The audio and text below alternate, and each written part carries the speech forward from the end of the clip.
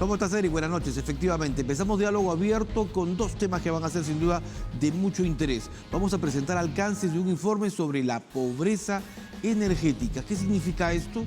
¿Hay peruanos que todavía cocinan con leña? Lo conoceremos porque se ha preparado justamente un documento importantísimo por parte de la Universidad de San, también por otros organismos privados que tienen que ver justamente con toda esta situación que involucra incluso a la Sociedad Peruana de Gas Licuado, que es la que está presentando este documento. Pero además también hablaremos de otro tema, porque estamos en la Semana de la Movilidad y estaremos con la directora de Promovilidad para que nos explique cómo están trabajando, pero sobre todo las acciones que vienen desarrollando en el interior del país. La Libertad, Trujillo específicamente, es un punto del cual vamos a tocar esta noche. Esto y más aquí en Diálogo Abierto.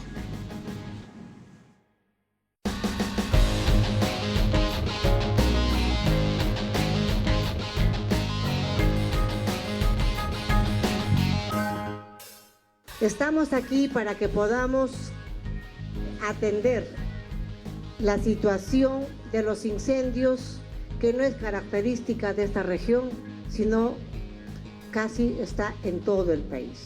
Es momento que debemos de reflexionar. Todos los incendios que se han generado es por la mano humana.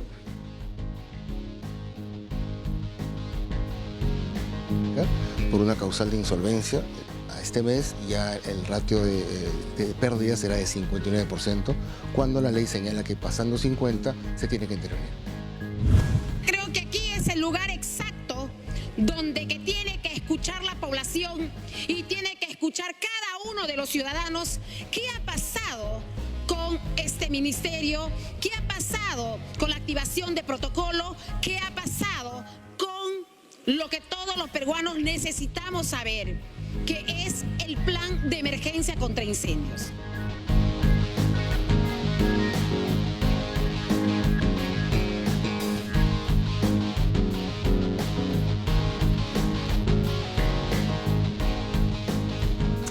Bien, la Sociedad Peruana de Gas Licuado, de GLP, ha presentado un informe respecto a la pobreza energética de nuestro país.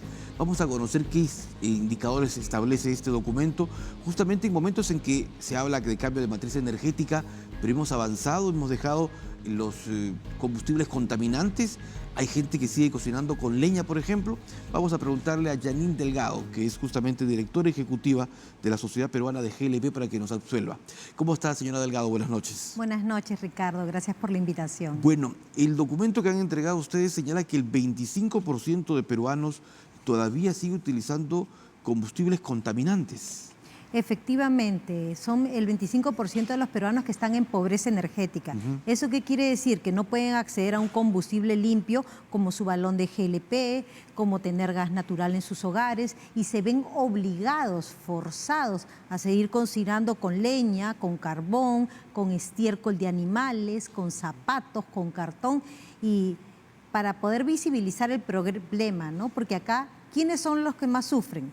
Las amas de casa, los niños que están en la cocina cocinando con estos combustibles contaminantes y absorbiendo todos esos humos que claramente les van a pasar una factura en temas de enfermedades crónicas respiratorias. Y no debemos olvidar que el 17% de los que fallecen en el Perú son por enfermedades crónicas respiratorias. Entonces, es un tema de salud pública que va de la mano con un tema de contaminación al ambiente, porque estas emisiones que dan estos gases claramente afectan el medio ambiente y, como tú bien señalaste, Ricardo, la mayoría de ellos que consumen leña, es decir, lo que tienen a la mano, sobre todo en las zonas rurales, van y desbosca.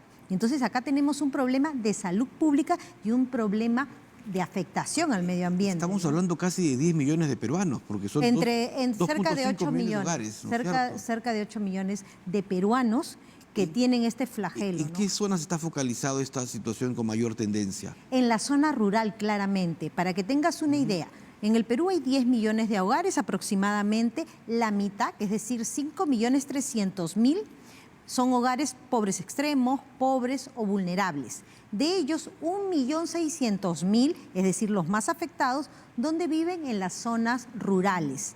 ¿Y cuántos de ellos consumen combustibles contaminantes para cocinar? El 90%. Es decir, la mayor concentración de hogares en pobreza energética que va de la mano con hogares pobres están en la parte rural de nuestro país. Y no es una cifra menor decir que el 90% de la población vulnerable que vive en la zona rural cocinan con combustibles contaminantes. Y en el caso de lo que es población vulnerable en las ciudades, son más o menos 3.300.000 hogares, estamos hablando, y el 20% cocinan con combustibles contaminantes. A veces en nuestras casas vemos cómo vienen a recoger en las noches carbón, o sea, cartones, zapatos, y con eso cocinan. Si ellos no recolectan eso, no tienen cómo cocinar. Y el impacto también es en la depredación ambiental, ¿no? Porque se talan muchos árboles. Exactamente. La mayoría de los que viven en la zona rural usan leña para cocinar, ¿no? Claro. Ahora, yo recuerdo que hace muchos años se crearon incluso programas de cocinas mejoradas. Hablo yo de la época del 2009, 2010, que eran los primeros pasos justamente. Incluso este programa fue llevado a Naciones Unidas, donde la señora Pilar López expuso. Es decir, el tema quedó allí, probablemente no hemos avanzado mucho.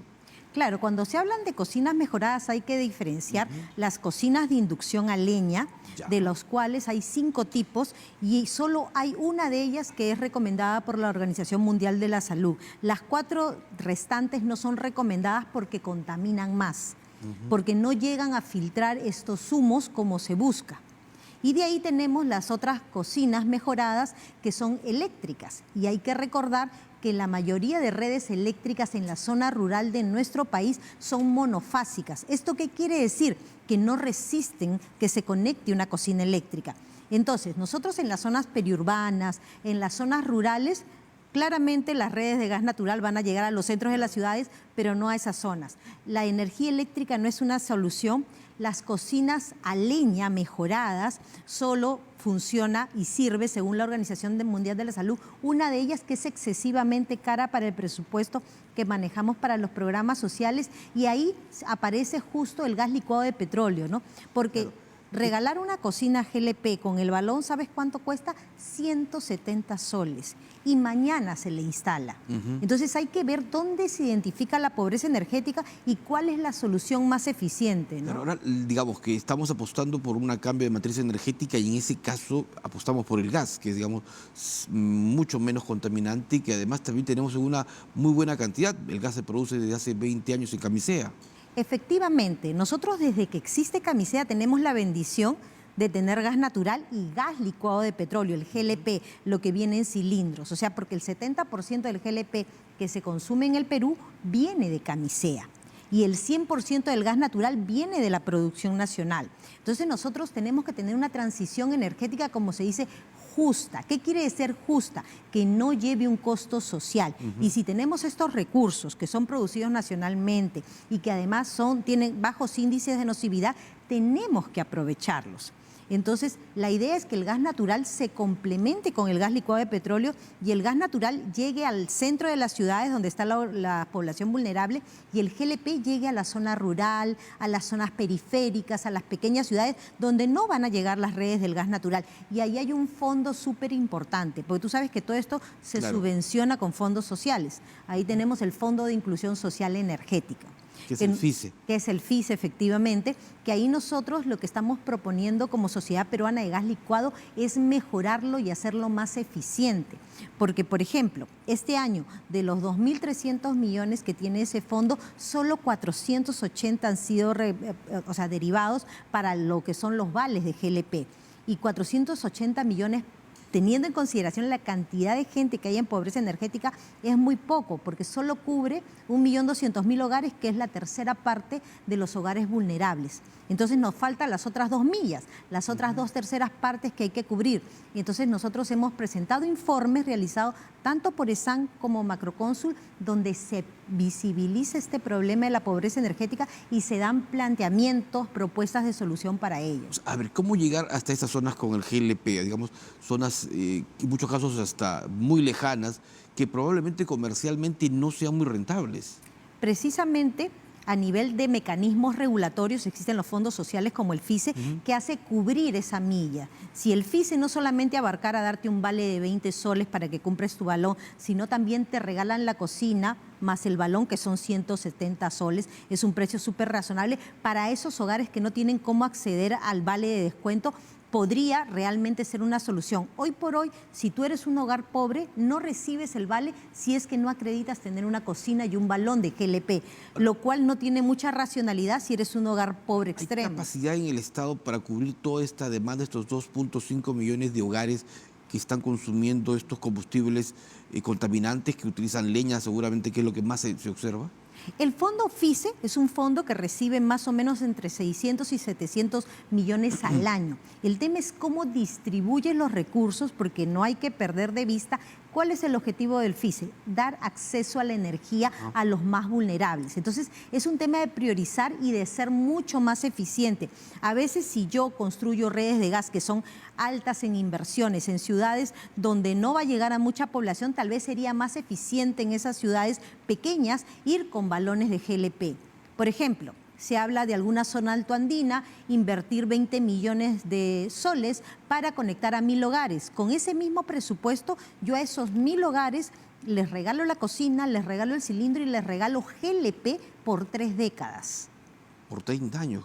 Entonces sí, eso es lo que reflejan los estudios. O sea, el gas natural va a ser muy eficiente en ciertas zonas. ¿Dónde está el meollo del asunto? ¿Por qué no se le puede llegar y contar, digamos, lograr que todo este universo de gente que está en esta situación pueda contar con este beneficio? Nosotros estamos planteándole al Ministerio distribuir de manera más eficiente. Consideramos que con los recursos que tenemos podemos llegar a cubrir la pobreza energética siempre y cuando se distribuya eficientemente. Y eso pasa ¿por qué?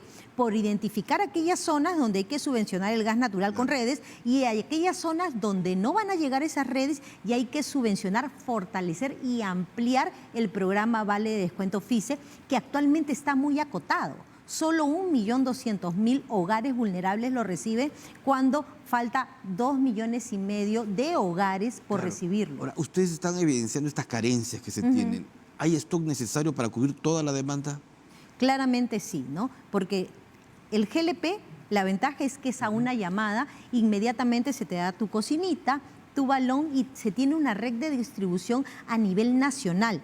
No hay región donde no existan distribuidores de GLP. A diferencia de otro tipo de energéticos, el GLP está presente absolutamente en todo el país y puede llegar por pequepeque, puede llegar por moto, puede llegar por camiones, ¿no? O sea, puede llegar de diferentes maneras a todo el Perú. ¿Y cuál ha sido la respuesta de las autoridades cuando le han entregado a ustedes el informe?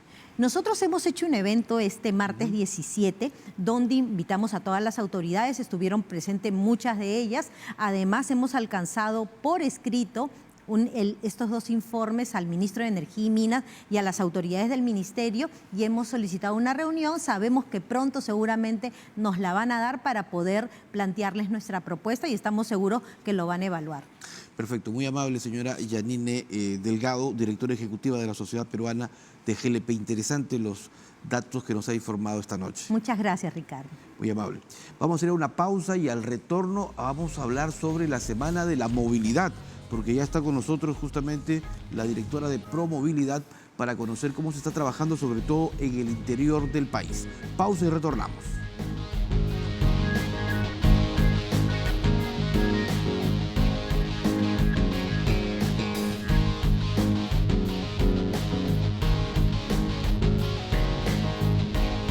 Volvemos al diálogo abierto para hablar sobre la Semana de la Movilidad que se está cumpliendo en todo el Perú y que está a cargo justamente del Ministerio de Transportes y Comunicaciones. Y existe una institución que se llama Promovilidad, que está trabajando justamente en mejorar lo que significa la descontaminación en todo este proceso. Y vamos a hablar justamente con la titular de este organismo, la señora Nancy Aucawasi, que es la directora de Promovilidad. ¿Cómo está, señora Nancy? Buenas noches. Un gusto, Ricardo, para servirle. Bueno, buenas noches. Cuéntenos cómo está trabajando Promovilidad, que es una institución relativamente joven, tiene 5 años de creada. Así es, Promovilidad lo crea el Ministerio de Transportes y Comunicaciones en el marco de la Política Nacional de Transporte Urbano del mismo año, del 2019. Esto con la finalidad de brindar apoyo a las municipalidades, gobiernos locales provinciales, especialmente de las ciudades con más de 100.000 habitantes y de todas las capitales de las regiones, excepto Lima y Callao. Ustedes brindan un soporte técnico. Así es. El objetivo es ayudar a los gobiernos locales a mejorar la provisión del servicio de transporte urbano en sus ciudades. En ese sentido, Promovilidad brinda un soporte técnico a fin de fortalecer las capacidades de los recursos humanos de las municipalidades. Para que los entiendan mejor los televidentes, ustedes son la ATU de provincias. Literalmente, Correcto. digámoslo así. ¿Y cómo se está avanzando, proyectando el sistema integrado de transporte urbano en las grandes capitales de provincias? Bueno, deberíamos de mencionar de que hay un proyecto muy importante que se está impulsando y ya tiene un importante avance en el marco de las inversiones, es el proyecto Corredor Troncal de Trujillo. Este proyecto está orientado justamente a mejorar las condiciones de transporte y movilidad en esa ciudad, beneficiará a 5 distritos y a más de 450.000 habitantes, con un flujo diario de 150.000 pasajeros por día. Este corredor troncal de 11.4 kilómetros tiene un costo a nivel del perfil de 550 millones de soles y está cofinanciado por el banco alemán KfW, por un lado, y otro préstamo en camino en el MEF con la CAF. Ahora, este proyecto va a unir el norte y el sur de Trujillo. Así es, el proyecto une norte-sur, por eso es corredor troncal norte-sur, y a la vez tiene rutas alimentadoras que aterrizarán, digámoslo así, en los paraderos finales, que son los terminales norte y sur. Además, tiene 16 paraderos intermedios, tiene un patio taller y gasocentro para el paradero final. Y va a tener también accesibilidad libre, como hay aquí en la vía expresa o como hay en los corredores de las avenidas Tacna, Arequipa, Javier Prado. Sí, básicamente este concepto de corredor troncal es un concepto de un corredor segregado, quiere decir exclusivo, a fin de reducir los tiempos de viaje y desplazamiento a las personas, ¿no? En este trayecto de 11.4 kilómetros. Ya, ¿en qué paso están en este momento? Estamos iniciando los actos preparatorios para la licitación internacional para la firma que elaborará el estudio definitivo. Esto ya es parte de la fase de inversión según el INVIERTP. Es en esta fase que nos encontramos en estos momentos. ¿Cuántos tiempos se proyecta para empezar ya las obras? Sí, aproximadamente en 1 año y medio debemos de tener listo el expediente técnico que dará lugar a la licitación internacional para la contratación de la empresa que ejecutará la obra. Se prevé que hacia el primer trimestre del 2030 deberíamos de estar iniciando la operación de este sistema. Ahora, ¿se ha previsto cuántas unidades, cuál va a ser la flota que va a cubrir esta zona de La Libertad, de Trujillo concretamente? Sí, se tiene previsto de 56 buses, de los cuales en un porcentaje importante también pensamos que deben de contribuir a la reducción de gases de efecto invernadero, es decir, buses de gas y mixtos, ¿no? Porque también van a ser, se va a proponer los buses eléctricos para introducir la electromovilidad en el sistema de transporte urbano. Y hay que agregar de que este proyecto de Trujillo va a ser un ícono y un ejemplo a seguir en lo que es las otras ciudades, donde también se viene impulsando en Piura, en Huamanga y en Juliaca estudios de preinversión que nos van a conducir a inversiones de esta naturaleza. Doña Nancy, ¿por qué se empieza en Trujillo? Porque, bueno, primero hay que considerar de que hay 3 ciudades llamadas metrópolis regionales, que son Arequipa, Trujillo y Chiclayo, en ese orden. Entonces, Trujillo tiene su proyecto avanzado, ya tenía su proyecto cuando en el 2022 se hicieron todas las gestiones del préstamo, tenía su viabilidad, y en este momento y hasta el momento de hoy ya Arequipa también había desarrollado inversiones, ¿no? Que ahora está tratando ya de liquidarlas a fin de encaminar otro proyecto de inversión en Arequipa. Pero como sabemos, dentro del sistema del INVIERTP no puede haber 2 proyectos de inversión abiertos con el mismo objeto, que es mejorar el transporte. Entonces están liquidando ese proyecto que tiene más de 12 años en Arequipa para iniciar con nuevas inversiones. Ahora, ¿qué nos garantiza que no ocurra lo mismo que Arequipa? Porque yo recuerdo haber estado hace una década por lo menos y estaban justamente, se lanzó incluso con grandes paneles, anuncios, un sistema especial, ¿no? Hasta un tren se habló en Arequipa. ¿Qué garantiza que ahora no ocurra lo mismo? Bueno, primero hay que tener en cuenta que hay un documento denominado Plan de Movilidad Urbana Sostenible, que son los PEMUS. Los planes de movilidad urbana sostenible son los documentos orientadores técnicos y orientadores de hacia dónde van a ir las inversiones. Esto tiene básicamente dos partes, un diagnóstico situacional y un conjunto de propuestas. Estas propuestas son una guía por donde las personas se transitan más frecuentemente y eso es lo que se llama las encuestas origen-destino, que son los que marcan en dónde es que se tiene que impulsar las inversiones y bajo qué modalidad de transporte. Puede ser diversos modos de transporte. Ahora, volviendo al tema de este sistema de corredor troncal norte-sur y rutas alimentadoras en La Libertad, en Trujillo concretamente. ¿Se ha establecido ya cuál va a ser, por dónde va a ser toda esta ruta segregada? Sí. ¿Se ha establecido las calles ya? Sí, ¿Qué nos garantiza de que sean calles amplias, por cierto? Sí, están establecidas, toda la ruta está establecida y también está establecida los terminales norte y sur y se está haciendo en estos momentos el saneamiento de los terrenos. El terminal sur corresponde o pertenece a terrenos que pertenecen a la municipalidad provincial. La municipalidad ya ha hecho todo el saneamiento en registros públicos para la entrega al proyecto. Correcto. Así también con el gobierno regional de Trujillo, de La Libertad, y en esto debemos de agradecer la buena disposición del gobernador regional por también ceder los espacios, los terrenos de lo que es el terminal norte, que son terrenos de propiedad del gobierno regional, para beneficio de este proyecto. En tal sentido, quiero mencionar y resaltar la importancia de la articulación entre los tres niveles de gobierno: Ministerio de Transportes y Comunicaciones a través de Promovilidad, el gobierno regional de La Libertad a través de la voluntad política de su gobernador de ceder esos terrenos para el patio taller y terminal norte, y la municipalidad provincial de Trujillo, que es la dueña de casa. Un trabajo conjunto y eso es bueno. Y eso es muy bueno. Cuando se quiere mejorar justamente una ciudad como es Trujillo. Ahora, ¿y va a ser necesario también, digamos, tener que utilizar expropiar algunos terrenos para todo este desplazamiento? Ya no mucho, porque lo más importante son los patios terminales, que estos están saneándose, como le menciono, y a lo largo es de acuerdo a lo que se presente en el estudio, ¿no? Básicamente la primera ruta es conversar con los propietarios y llegar a los acuerdos que establece la norma. Todo en el marco dentro de la normatividad al respecto. Correcto. Promovilidad, ¿qué otras acciones viene desarrollando también junto con este proyecto?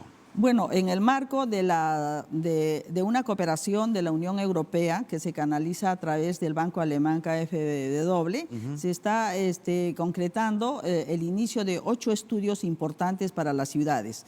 Son 8 estudios que comprenden 4 planes de movilidad urbana sostenible, 4 PEMUS, para las ciudades de Chiclayo, Chimbote, Huancayo y Juliaca.